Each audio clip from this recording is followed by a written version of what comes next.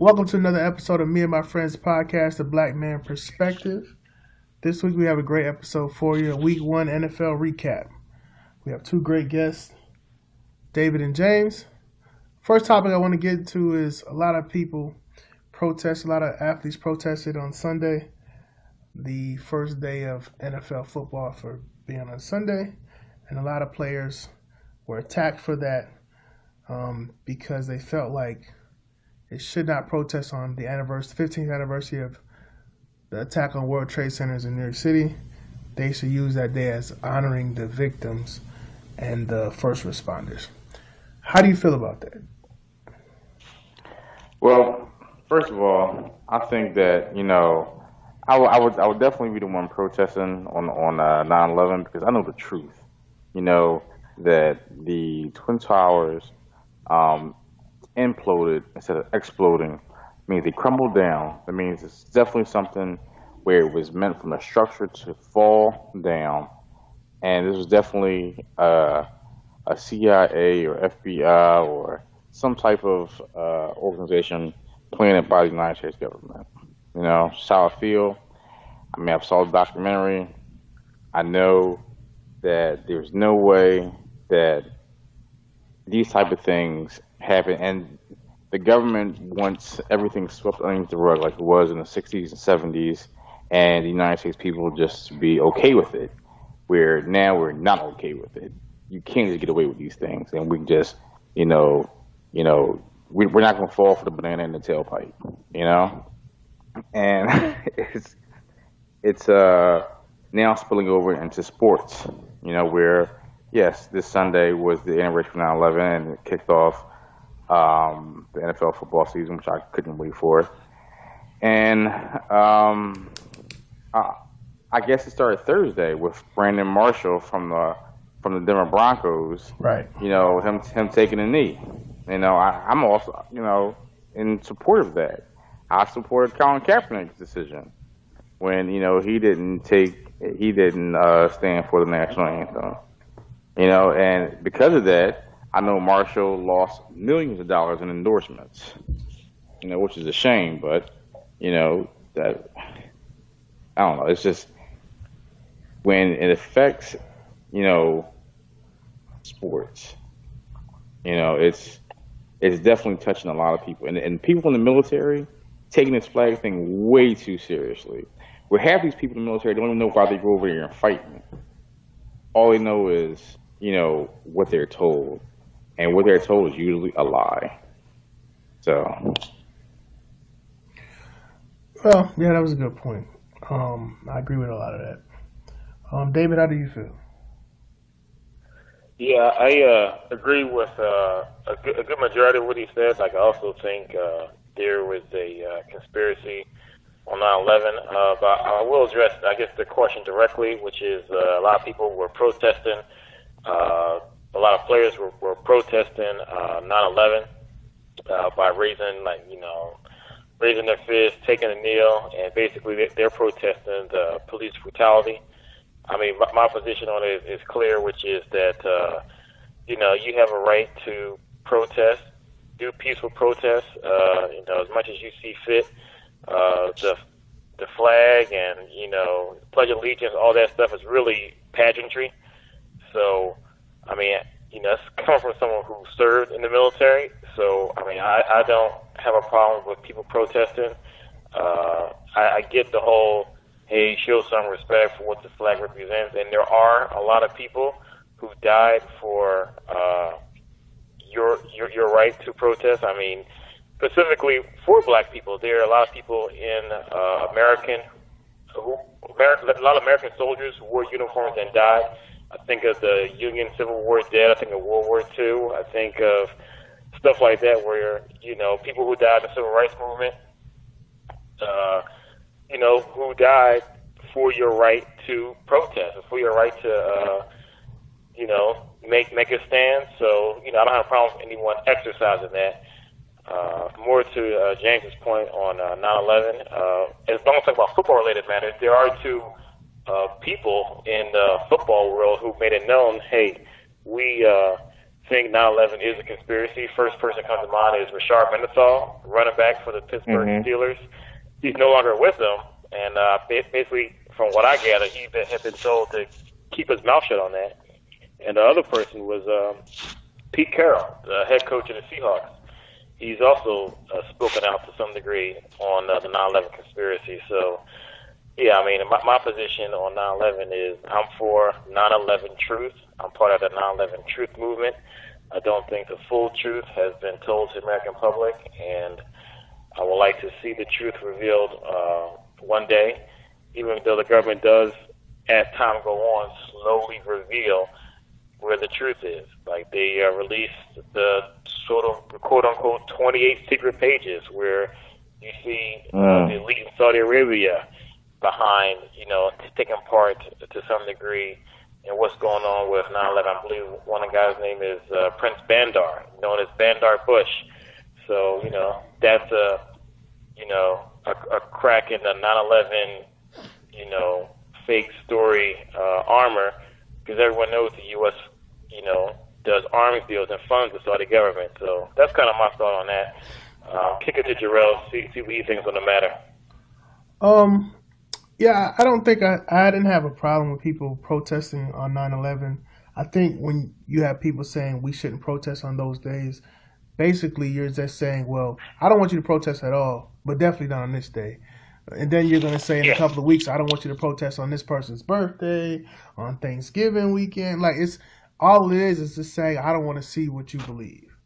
And the problem I have with a lot of, analysts and saying, well, I think it's disrespectful and this is not the right time and place for that and this is not what I would have done. They never have, like, what would you do?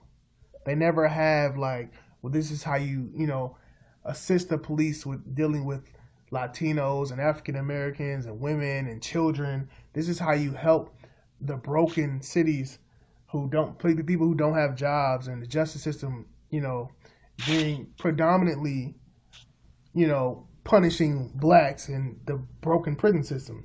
They have no solution for those problems, but they just tell you we shouldn't speak of them or we disagree with you protesting them. But you don't agree with any method we use. If we blast on the media and say the truth, you say we're being loud, be ghetto.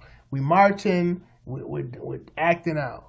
We're fighting, we're doing too much. But just sitting there silent is making these people totally upset, which is crazy to me. Crazy to me. And, we do need to honor the victims in, 9/11. I think the NFL did that.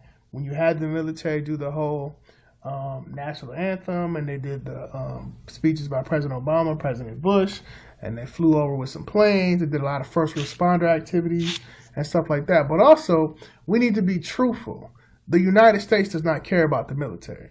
If you go downtown to your local homeless shelter, a lot of them people are from the military. A lot of people who come back and cannot get mental health when it comes back from different wars, and they can't get jobs, they can't get housing and stuff like that. They care about the military when it's for presenting the military. Oh, the military is a great place to be, but you don't talk about the disenfranchised people from the military, the people who come back after the military, after they serve their service, and they need help just getting back on track.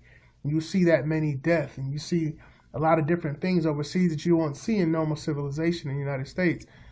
You need help to get back, whether it's counseling, whether you need to, be up in a housing unit, whether you need medical attention, whatever the situation is. I think you need something. And when you have the people that's saying, oh, well, you disrespect the military when you sit down for a flag, you're not being honest with yourself. You're not being honest with yourself. But that was a good point. A lot of stuff happened on Sunday. So what is your good and bad, I guess, one good and bad takeaway that you took away from week one, from any team, any person, any player, any coach's decision? What's one good or bad? David, you want to go first? Well, since I'm from Philadelphia originally, of course, my big good is going to be Carson Wentz and the Philadelphia Eagles, and our rookie quarterback coming out playing well. Yeah, he did.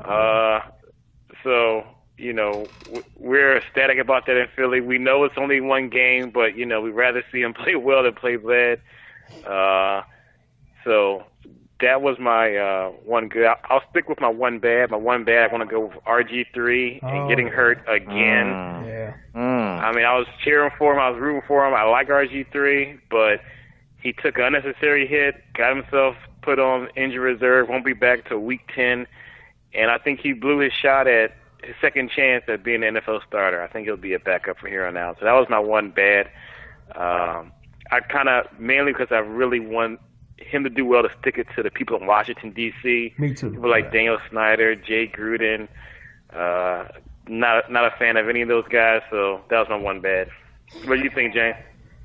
Oh, well, you literally stole both of my good and bad ideas. Literally. But I'm going to go definitely shout out to Carson Wentz. I've been saying all, summer long of how well this kid reads defenses. And shout out to Dak Prescott. He did a great job in Dallas, even though he lost. But my one good I take away from, week 1 was rookie receivers in the NFL. I was very impressed with Will Fuller from Houston, Texas, and from Eli Apple from, not Eli Apple, but Eli Rogers from Pittsburgh. Those two both had great games, over 7 catches both, one touchdown each, which really propelled their team to the next level. One bad I took away is the cheating in Denver. Speak on it. The way the way they double standard Cam Newton, he just does not get the calls that regular quarterbacks get, and all because of his size. You can't tell me if little Drew Brees would take the hits he would, that flags wouldn't be flying out the woodwork. And Cam always takes the high road. Well, this time he took the high road by letting his coaches and his teammates defend him. He didn't say anything. He didn't cry. He just took it like a man and kept going. But Denver, I don't know what it is about, Well, they don't like each other. They don't like him dancing. That's one of the biggest things Von Miller. I want to come back to Cam. Yeah, they spoke out about him dancing last year. They spoke out about it. Cam doesn't dance. Trust me, Cam is the least dancing person that we've seen in the NFL. He does a Superman. That's it. That's all he does. Really. Yeah. I mean, you have Terrell Owens, who ran to the middle of the Dallas Cowboys midfield, 50-yard line, in the center of a star. Yep. You have him. You have Chad Ochocinco, who did the Scottish dance in the middle of the thing. Steve Smith. Steve Smith. It's a whole bunch of I mean, you got to be crazy. This is Goodell's way of trying to de-blackify or de-ghettoify the NFL. And he has his cronies like the referees and Kelly and teams like the Patriots and the Broncos and the Cowboys in his back pocket. And until we get rid of Goodell, we will always have this problem. He is the problem. And he has yes men like Troy Vincent in the Players Association, in his back pocket as well. You can't tell me with the whole Lane Johnson case that this man shouldn't his all charges should have been dropped. But yeah, it is what it is. So here's the thing about Cam, right? Before I go to the good and the bad thing, this is the problem I have with Cam, right? Is the NFL will not allow you to lay a finger on Tom Brady. You can't lay a finger on Tom Brady. Without getting 8 flags. They want to eject players out the game if you touch Tom Brady. They literally were killing Cam Newton. You cannot tell me he did not have a concussion. Now, they go investigate the whole concussion thing. But there was 4 or 5 blatant blows to the head where the ball was not even in this guy's hand. And he was getting hammered. And I told my coworker this is the problem when you have, I learned this from Phil Jackson and guys like that and Greg Popovich. You have to put the league on notice. I'll be the bad guy and represent, and I'll get a fine for my players. I don't want my players to say anything because they'll get fined. Ron Rivera had an opportunity after the game to say, listen, you can say what you want. We lost. That's fine. I can take losing. I cannot take not being on a fair playing field. Cam Newton was getting assaulted. Those weren't just tackles. Those weren't just hits. These were things to knock him out of the game. You do not want that guy in the game. Those are things that, to me, that Ron Rivera needs to step up. Don't be scared about losing your job. You're a coach. You're not going nowhere. He needs to say that these are blatant hits. Don't wait for the league because, during the week, what a lot of teams do is they'll mail these clips to the league, and the league will hand out punishment in the, when it comes to fines. And they fine, I think, 2 players today or something like that. But I don't want that. I want everyone to know that I see the bullshit. Because you have to put everyone, and you go get fined $50,000, I'll just write a check. Because you have to know the referees clearly see this man looking droopy after every single hit, every single knockdown, and they're not doing anything. Yeah. Here's my question on Cam Newton. It seems like to me, why does white America hate Cam Newton? Why does it seem like, and he said this before when in the Super Bowl, he was like, I'm in the Super Bowl and people don't like it because I'm a black man. Right. But it goes deeper than that with him to me, because it's not necessarily him being, it is and it isn't, because I do sense a kind of racial undertones to it, but there's something more about him that people don't like. They like Russell Wilson, he's black. They like Donovan McNabb. They were okay with Doug Williams. There's been other black quarterbacks that have come along that people didn't have beef with. They were fine with Steve McNair. Right. But when it comes to Cam Newton, people have a serious beef with him. There's something about him that people just naturally go, I don't like this guy. They don't why? Flynn. I don't know why. I want to figure out, does it go back to college? When he had the whole incident with taking the money, what's the reason people don't like Cam Newton? Someone explain it. What? All right. All those quarterbacks you name, all those black quarterbacks you name, they can conform to white society. Donovan McNabb, boom. Russell Wilson, boom. Cam Newton. McNair. Definitely Steve. Well, yeah, Steve McNair. God rest his soul. But Cam Newton has a young face, and he reminds America of young black America right now, and how these kids interact, and they don't like it. And I've seen it. I have a 14-year-old, stepdaughter, and I hate their music. And I can see why people would hate young America. And he represents that with the whole Superman thing and the whole dab thing. The heck is a dab? It seems like you're coughing from smoking weed. But, and that's what they see when they see Cam Newton. Now, Cam Newton is a very nice guy. He donates to charity. He's on the Kids' Choice Awards. What more can he do? I'm gonna tell you the thing about the whole dancing. Plenty of quarterbacks dance. Aaron Rodgers plenty of players dance. He's not the first one to dance. Aaron Rodgers dance. Everybody dance. What is it about him that people say, "Oh, I can't believe he's dancing. Oh, I can't believe." I know the answer. I know the answer. Go ahead. So the answer. Okay. Someone tell me.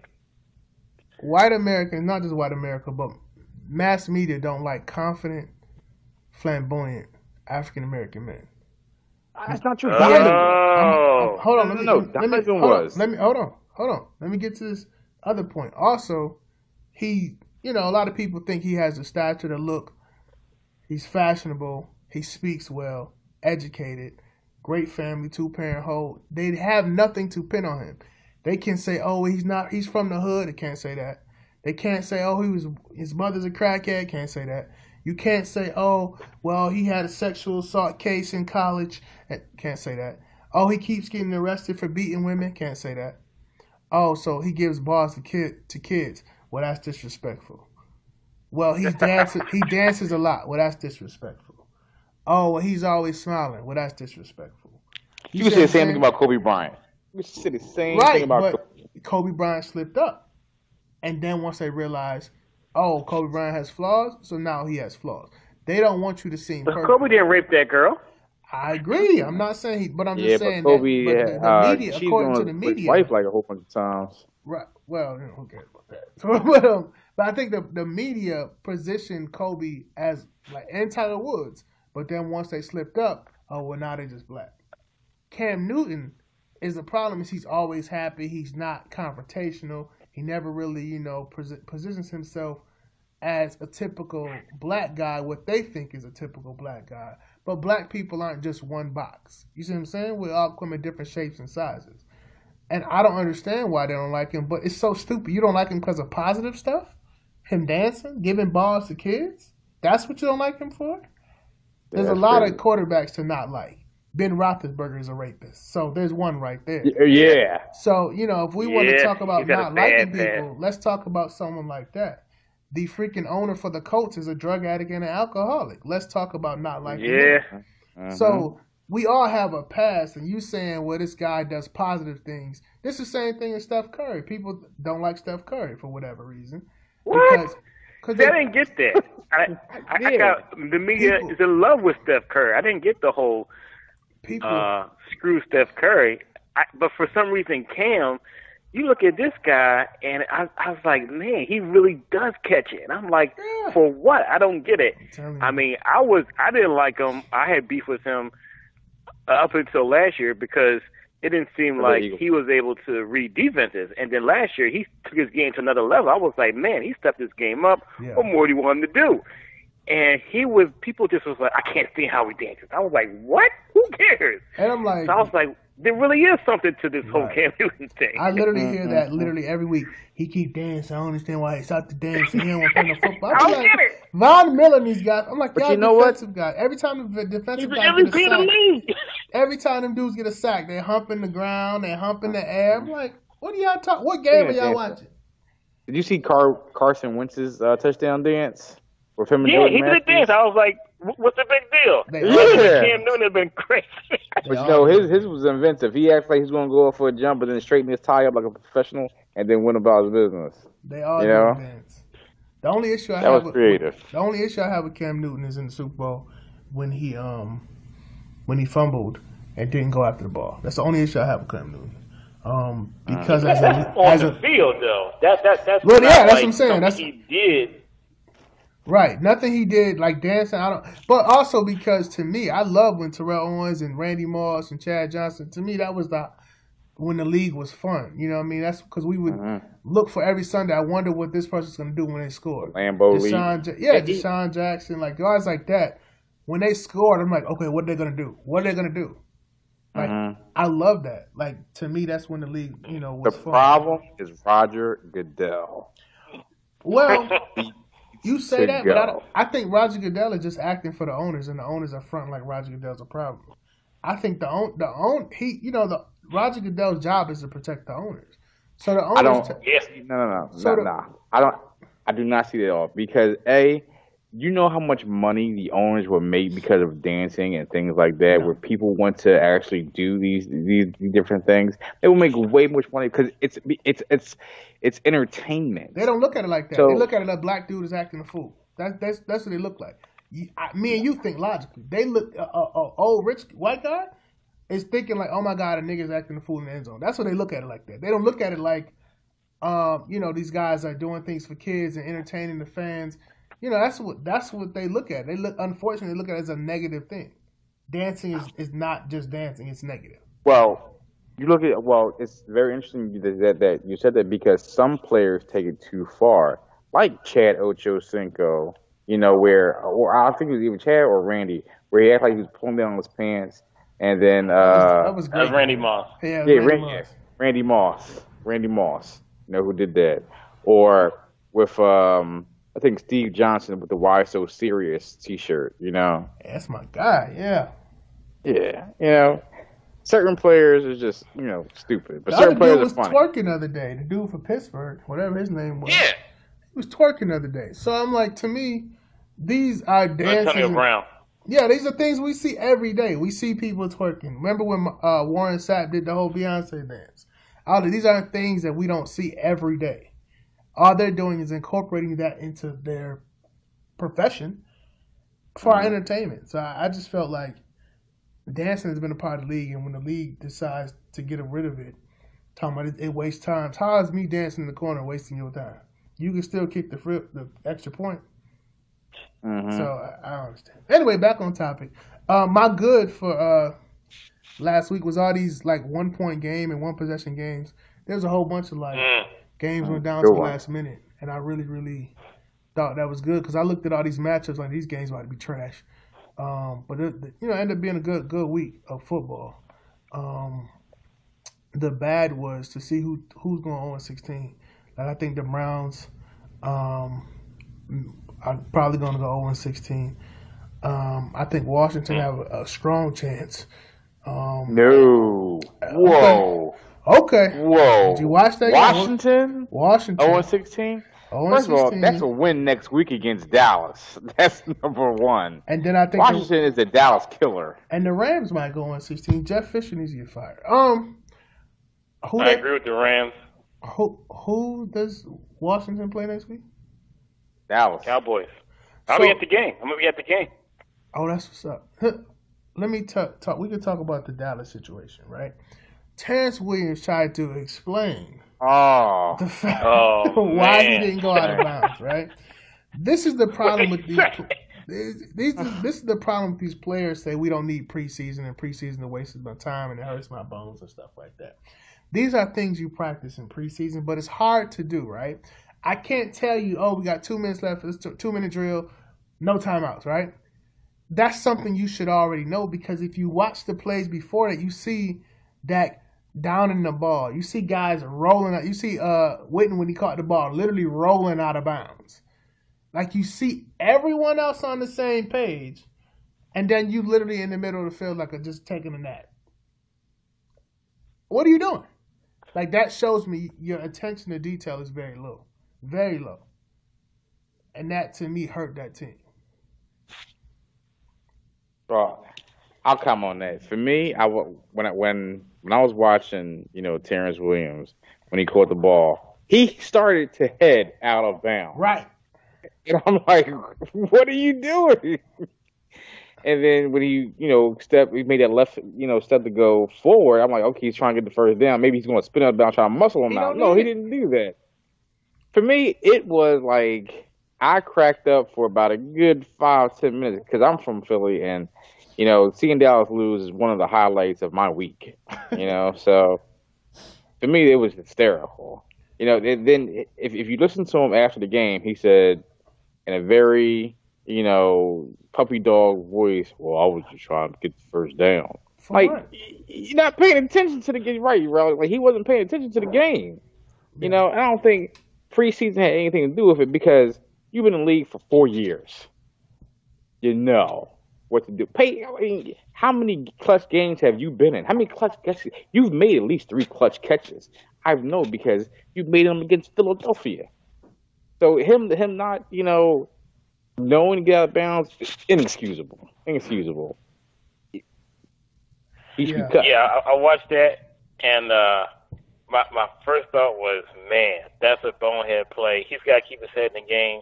And the more I think about it, the more I kind of feel bad for him. So I know, just me talking, we've all had those kind of moments where you miss the opportunity to do a basic thing that cost you or your team something.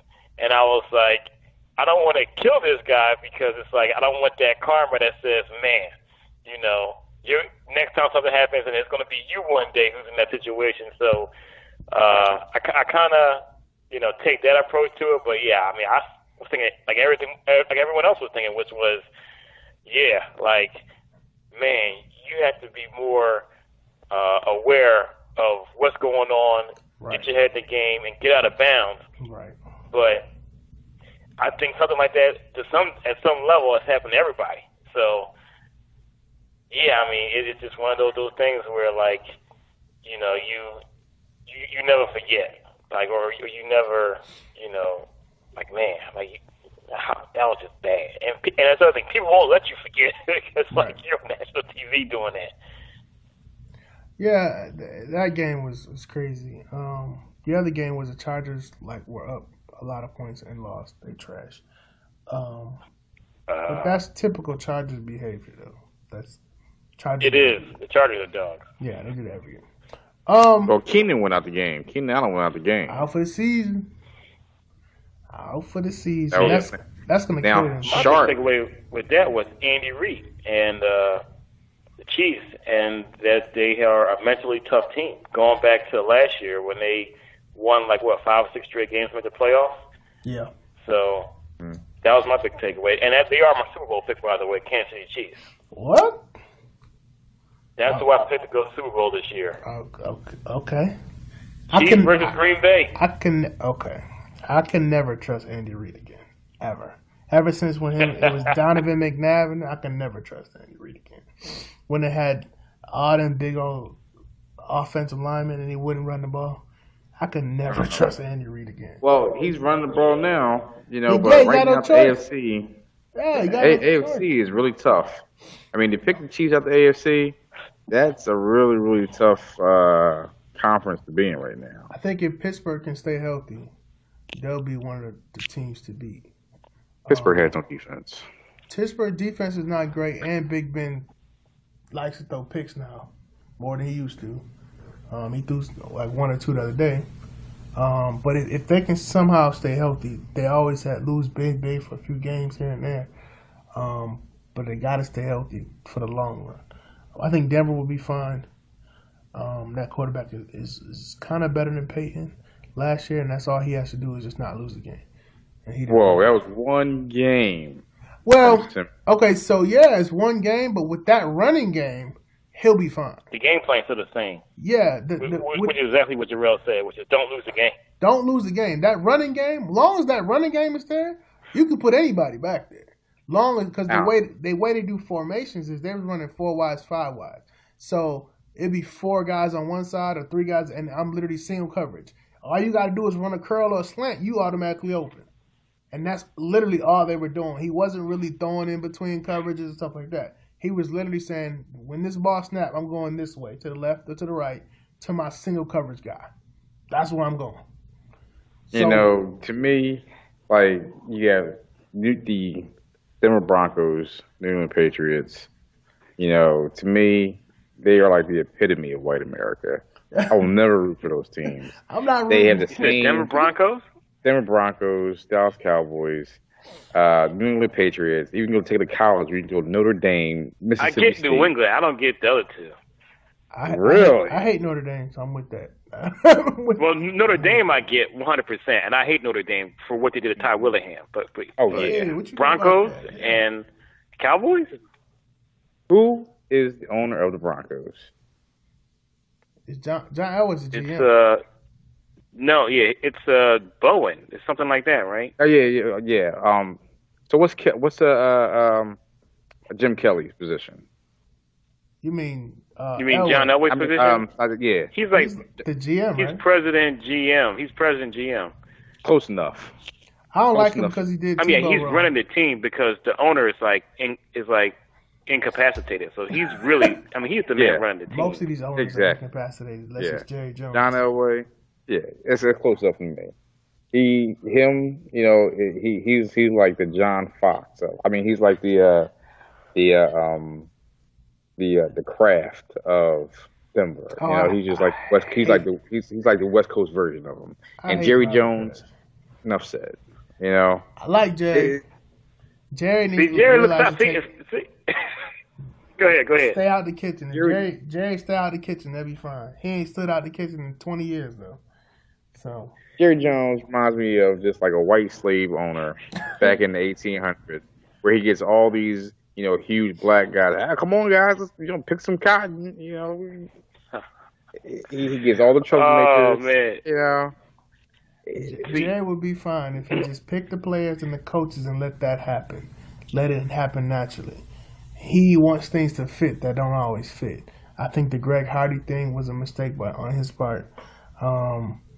I think he gets players for central, he likes the whole media play and marketing. He's a great marketing advertising genius, but that always doesn't help your team.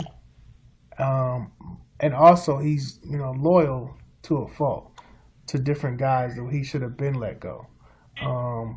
And the problem is the Romo thing is it's been hurt the last 4 or 5 seasons. So at what point do you say we need to go in a different direction? Well, don't tell certain people that Romo gets hurt all the time, because these Cowboy fans will defend that to the teeth. I just speak facts. I don't argue with nobody. I just speak facts. I mean, I like the marketing genius of like the America's team, and you see America's game, and you see the game of the week, and you see they always play on Thanksgiving. Jerry Jones is a genius.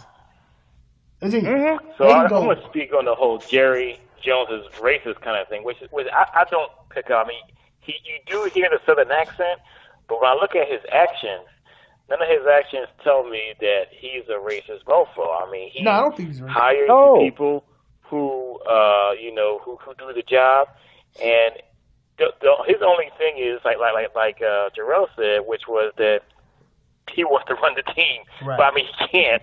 Like, he doesn't do a good job, but he's one of the few people that I'll say, hey, T.O., Philadelphia's not paying you, I'll pay you. Emmitt Smith, I'll pay you. Troy, I'll pay you. Tony, I'll pay you. Like, if you play well for Jerry, he will pay you. And, it basically, not just that, I think he'll cover up. Yeah, I think he'll even cover up some of the stuff that you do, like Dez Bryant, especially early in his career. I'm sure he did all kinds of things that Jerry had to get him out of. Right. So, I look at him as like a guy who basically knows how to run a business. He's a businessman, and he just looks at it like, okay, I got these guys. I got to do a contract with them.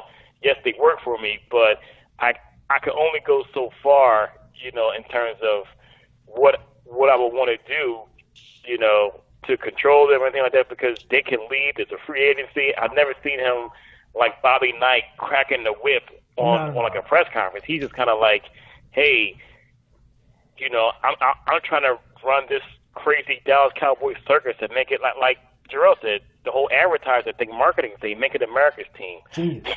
So I think he messed up when perception of Jerry Jones. I think he messed up when he didn't re-sign DeMarco Murray. Marco Murray. I think he regrets that, because I think he thought, oh, well, I didn't want to overpay him. But you see his greatness now. You see Philadelphia didn't use him well. Now the man's in Tennessee. He's going to struggle there because it's Tennessee. And I think Tennessee is a good offensive line. Yeah, but it's Tennessee, man. They had 2 touchdowns last week. Yeah. What? Tennessee's a good. There's not a lot of bad teams in the NFL right now. What? And Tennessee is not one of them. Jacksonville is a good team. Tennessee is a third tier team. Jacksonville is a third tier team. What? They're up and coming team. Jacksonville's up and coming team. You can go. Let's go up and coming. I don't see Tennessee beating. Who do you see them beating? I don't see them beating like the Pittsburghs, the New Englands. I don't see them beating the Bengals. No. Okay. The Bengals are a second tier team. I don't see Tennessee beating the elite teams in the NFL. But the Bengals are a second tier team. Can they beat the Bengals? Yes. No, man. The Bengals bang the Jets. People have overrated the Bengals. I don't think they can beat the Bengals. I don't think they can beat the Bengals. The Bengals are one of the most overrated teams. I agree with that, but they're a second tier team. Like, they always will get you 9 wins, 10 wins. They trash in the playoffs, but they get you 9 wins, 10 wins. Marvin Lewis Bengals won't 8 wins. Keep his job. Marvin Bengals Lewis will not 8 wins this year. I gotta look at their schedule. They came back on a tough defense last week in the Jets. And they won yesterday, or they won Sunday, I mean. Yeah. They beat the Jets, right? Yeah. I watched that game. That was a good game. Last part. Hey, what you looking forward to this week in football? And then we can get out of here. Anything you're looking forward to? 1, 2 things, whatever. What are you looking forward to? All right, I'll go. I'm looking forward to see how Dak Prescott rebounds from his loss. He's facing the Redskins, a tough Redskins defense. With Josh Norman, at the corner, and how he responds. Will he be at the corner, or will he be on one side? Anyway, keep going. I don't know what. He'll probably be on one side because he can't. What is he doing out there? As we saw Monday night. And see how he responds to it. See how he really deals with the pressure, because it's like I thought in preseason, where he cannot read defenses, and B, when people have game tape on him and strategize on him, he kind of shows. His accuracy is great, but there's a lot of plays that he misses. A lot of plays. He doesn't go through his progressions when he looks down. So I'm very interested in seeing that Washington-Dallas game. The other thing I'm looking forward to is the Eagles versus the Bears, and how Carson handles all this hype around him. If he handles it with poise and he's very humble about it, or does he get overconfident? Bears should be good. The other thing I'm looking forward to is seeing how Pittsburgh plays against Cincinnati Bengals. Oh, when Pittsburgh and Cincinnati play is always a back and forth game. It's either a blowout from either Cincinnati or Pittsburgh, or it's a tight game. So that's a very interesting game I'm looking forward to seeing. All right, David, how you feel? What are you looking forward to this week? Yeah, for me, it's Carson Wentz, of course, staying with my theme with the Eagles and Carson Wentz, watch his development. Another one is Sam Bradford. He should be starting for the Minnesota Vikings. So I want to see how he does. He's got no excuses now. Right. Good defense, good running game, good wide receivers. So I want to see him come out there and light the road on fire if he's supposedly all that. I've never been a Bradford fan, so I want to watch his development. Another one is Ndamukong Suh. I want to see if anything the league does about Ndamukong Suh and his stepping on the ankles of Russell Wilson. And that was like the second time he did that. He stepped on Aaron Rodgers' ankle. He's done a host of other things in college and pro career. I think he's a dirty player, so I'm curious what the league does about him. And the other thing is, another person I'm watching is Jameis Winston. He's a player that fascinates me. I want to see his development. So that's those are my big four things I'm looking out for this week. How about you, Jarrell? Touch on that point real quick. When the league decided to let Ndamukong Suh tell them that his foot was frozen and he couldn't feel himself step on somebody's leg, I knew the league didn't care. That was like last year. It was some cold game, and he stepped on somebody's foot or leg. Aaron Rodgers. Yeah, and he said his foot was numb, and he couldn't feel his foot. That's what he said. And he didn't get suspended. He's supposed to get suspended, and he didn't suspend him, and he just fined him. So your foot's so numb you can walk. A 300-pound man can walk, but he can't feel his foot. Okay. Anyway, I'm only looking forward to one thing. If the Bills do not win tomorrow, Rex Ryan and his bum-ass brother will be fired sometime this year. Rex Ryan has turned the Bills into a circus, a complete circus. This man is bringing his brother. He said he took his lap band surgery thing off, gained 30 pounds. They have a new show. Hope you didn't know that. They have a new show. I think it's called Rex and Rob or something like that. They're shooting the show.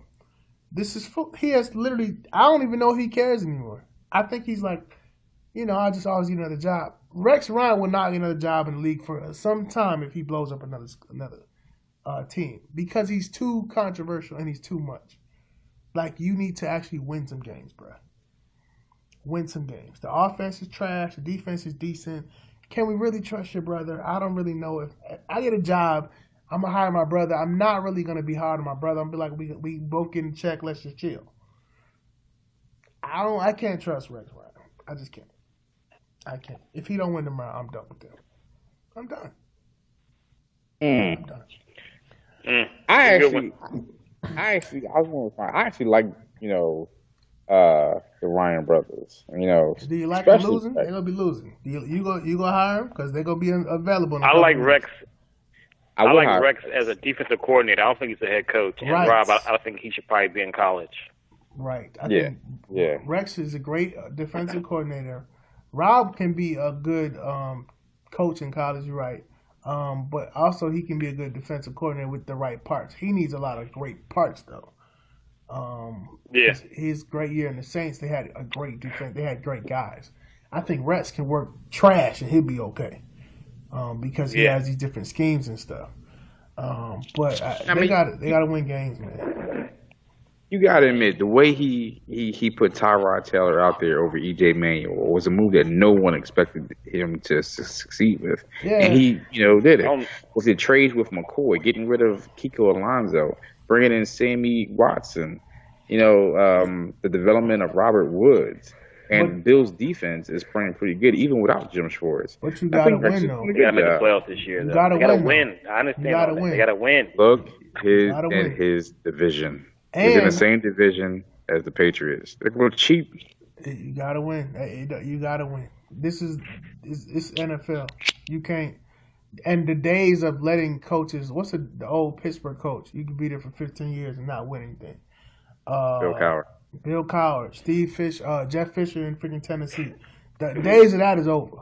You can't sit in there for 15 years, 10 years and not win nothing.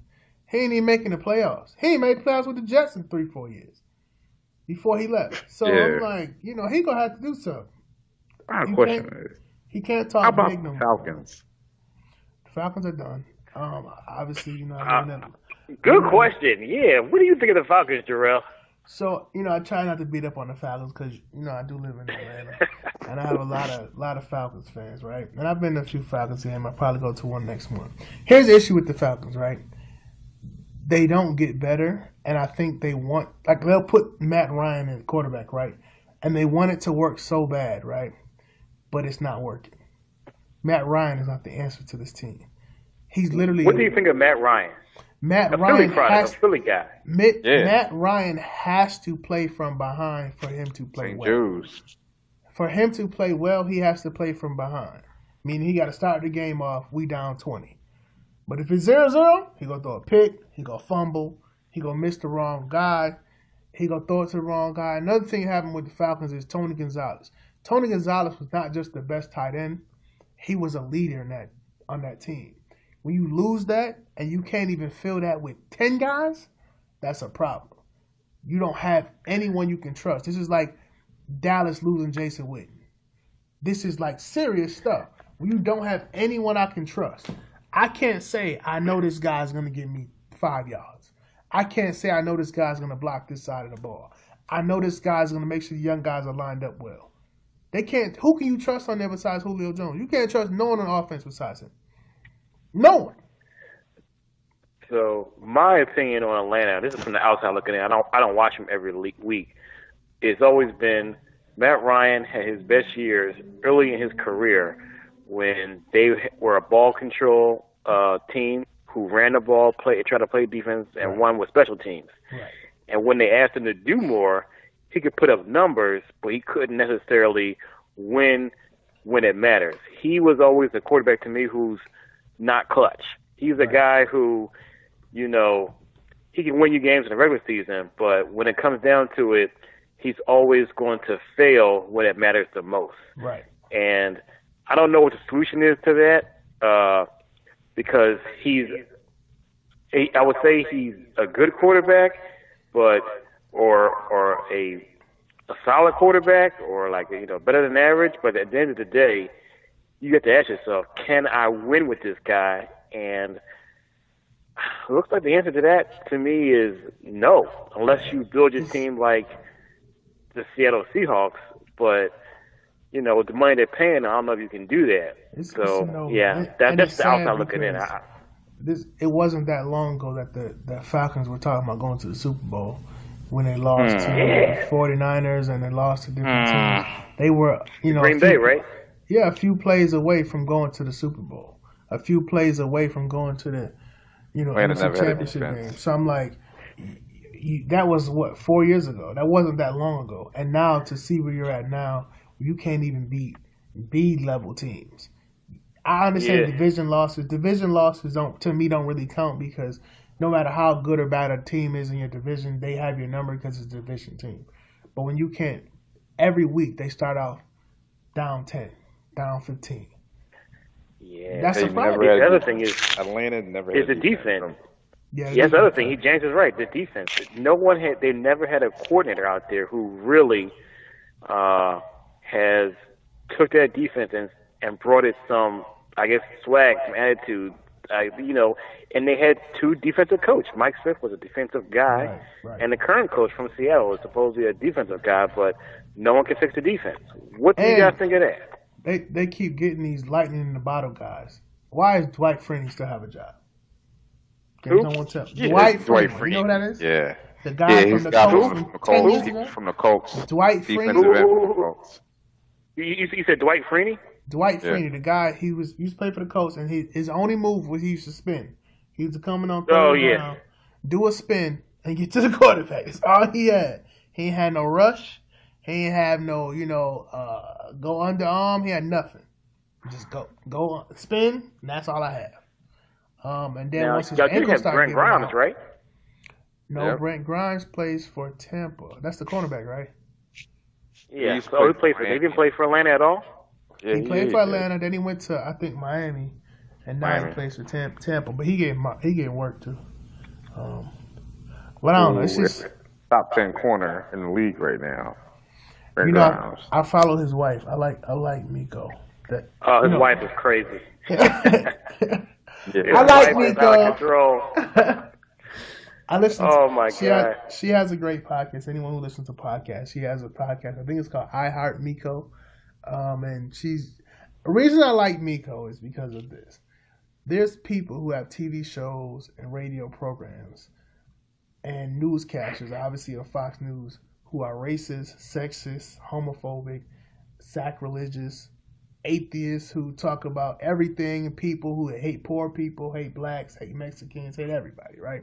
These people have jobs. These people are able to have a platform to tell people to spew their hate. Her only hate is, I hate how the NFL treats players. That's literally her only argument. That's why I'm like, that's it? Like, I've listened to her. She don't talk about, like, religious people. She don't talk about homosexuals. She don't talk about, she's black, but she don't talk about, Mexicans or whites or poor people. She's not like that.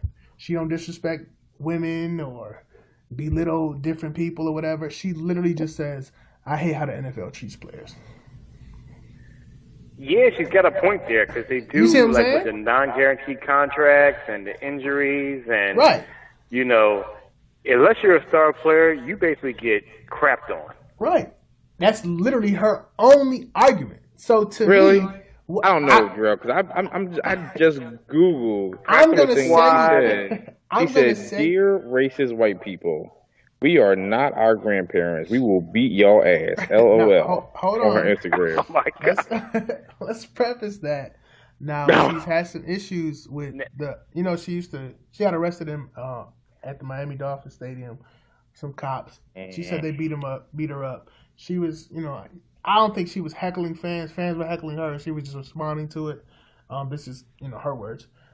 So the incident got out of hand. She got arrested. She lost her job. She was a radio personality. She lost her job. She felt like she shouldn't have lost her job because she, should have been given due process. Obviously, the charges were dropped. So that was her due process she wanted. So that was the response to a lot of those things. But, like I said... Now, do you think she... Go ahead. I think do you think she does all this stuff for media attention, for her podcast and all that, the radio? She just got the podcast. The podcast ain't been popping for years. Okay. To me, as a radio personality, she likes to talk and give her opinion. I think if she wasn't a woman, she would... I listen to Charlamagne every day. She does the same thing Charlamagne does. She does the same thing Howard Stern does. She does the same thing Wendy Williams does. Who I can't stand. The people who are disrespectful, if you listen to Wendy Williams on a daily basis, you would literally be like, I don't understand how she ain't got beat up every day. Wendy Williams, because this is the problem I have when people say Charlamagne is disrespectful and Miko disrespectful. Charlamagne talks about rappers. Wendy Williams talks about Hollywood superstars. Talk about people who own a block. She talking about your favorite actor and actress who's in movies. She tells their business, who they're sleeping with, whether they're gay or not, who looks ugly, who's sleeping with a tranny. She goes off. Wendy, you ever watch Harry Potter? You ever see Skeeter? From the thing. Good call. She is. That is who Rita Skeeter. Rita Skeeter. She's a Rita Skeeter. So to me, that's a good one. like that. To me, if you go say someone disrespectful, you have to check Wendy Williams first. Wendy Williams is so rude, and to me, Wendy Williams. I'm gonna say this. I don't mean to be rude, but Wendy Williams is like a man. How you gonna talk about someone you look like a man? She about 6'4", broad shoulders, big old hands. Some fake boobs. I'm like, how in the world can Wendy Williams talk about anybody? So when people talk about, people rude, I'm like, freak out of here. I've listened to Howard Stern before. I've listened to Wendy Williams. You have to check them first before you ever come at Charlamagne or these other people who are radio personalities. But I think she gets a bad rap because she responds to things too. Like, I don't respond to internet trolls and comments and stuff like that. I had a great conversation. My friend was looking at some clip and she went to the comment and these people were talking about racist stuff and sexist stuff, calling each other out of their name. She's like, oh my God, like she's literally visually affected. I'm like, these are comments every day. Why do you worry about comments? I don't even read comments. But when you start responding to comments, that's the problem. I would never, if I ever become famous, which I'm not, trying to be famous. I just want to, have my career great. I would never respond to comments. When you start to respond to people, I agree with that. You see what I'm saying? When you start to respond to people who are low lives and want to bring you down, that's when you become down with them. I'm not doing I can't even read the comments. I can't even read the comments, let alone respond to them. And I'm not even famous. I was like, he was like, nah, I can't read the comments. From John Q. Public, who just wants attention, and be Billy Badbutt, like behind a computer, nah. Right. Mm-hmm. I think all that shit is thumb thugging, and I'm good with it. I'm good with it. Anyway, that was a great episode of Me and My Friends podcast, The Black Man Perspective. We'll see you all next week.